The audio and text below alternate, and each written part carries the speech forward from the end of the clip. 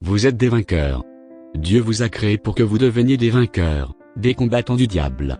Le problème est que pour le moment, le vainqueur qui sommeille en vous, est étouffé par le monde, par ce monde de chair. Vous êtes étouffés par les esprits du diable.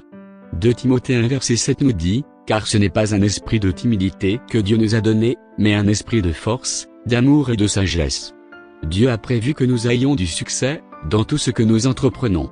Le problème est qu'il y a Satan sur notre chemin pour faire obstacle au plan de Dieu. Il essaye tout le temps de décourager, détruire, voler, rabaisser, etc. Et tant que Satan sera sur votre chemin, Dieu ne pourra pas agir sur vous et sur votre vie.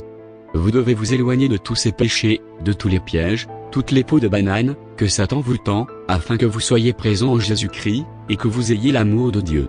Il faut pouvoir se rapprocher de Dieu, s'accrocher à Christ, être toujours plus proche, et enraciné à Christ. Il y a un verset de la Bible, dans le livre de Jacques dit, « Approchez-vous de Dieu, et il s'approchera de vous. » Quand vous passez du temps avec Dieu, quand vous lui consacrez du temps.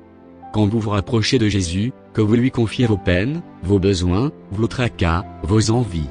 Alors Dieu va venir dans votre vie s'occuper de vous. Il faut consacrer du temps à Dieu. Posez-vous cette question, sur 24 heures, combien de temps je consacre à Dieu? Et plus vous serez proche de Dieu, plus Satan s'éloignera de vous.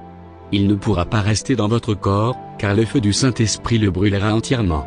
Et plus vous serez proche de Dieu, moins vous douterez, car vous ressentirez cette présence, cette force. Ainsi, si vous avez la foi, vous pourrez demander n'importe quoi, et Dieu vous le donnera.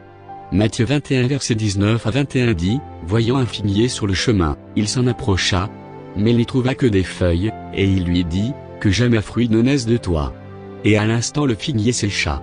Les disciples, qui virent cela, furent étonnés, et dirent, « Comment ce figuier est-il devenu sec en un instant ?» Jésus leur répondit, « Je vous le dis en vérité, si vous aviez de la foi et que vous ne doutiez point, non seulement vous feriez ce qui a été fait à ce figuier, mais quand vous diriez à cette montagne, ôte-toi de là et jette-toi dans la mer, cela se ferait. » Nous devons nous remettre en question sur notre foi. Est-ce vraiment la foi que j'ai? Est-ce vraiment suffisant de prier 10 minutes par jour, ou de lire une dizaine de versets de la Bible le soir? Si on veut que Dieu agisse dans notre vie, il faut d'abord mettre Dieu en premier dans notre vie. Et c'est quand on est aux côtés de Christ, qu'on a la force, le courage et non la timidité. Si vous voulez entreprendre quelque chose, exemple, ne plus se masturber, ni regarder du porno. Vous ne pouvez le faire sans l'aide de Dieu. En effet, vous pouvez essayer de résister à la masturbation sans l'aide de Dieu. Mais après peu de temps, l'envie va revenir et vous allez craquer. Il n'y a que l'effet du Saint-Esprit qui peut vous faire arrêter la masturbation, et reboucher ce trou qui s'était formé. Et sachez que quand vous sortez victorieux d'un combat contre Satan, alors votre foi grandit, votre niveau spirituel augmente. Cependant, Satan essayera toujours de vous faire tomber, quelle que soit votre entreprise. Mais souvenez-vous que le sang de Jésus a détruit tous ces démons. Maintenant, prions ensemble. Père, donne-nous de t'aimer, de te suivre, de nous laisser guider par tes plans.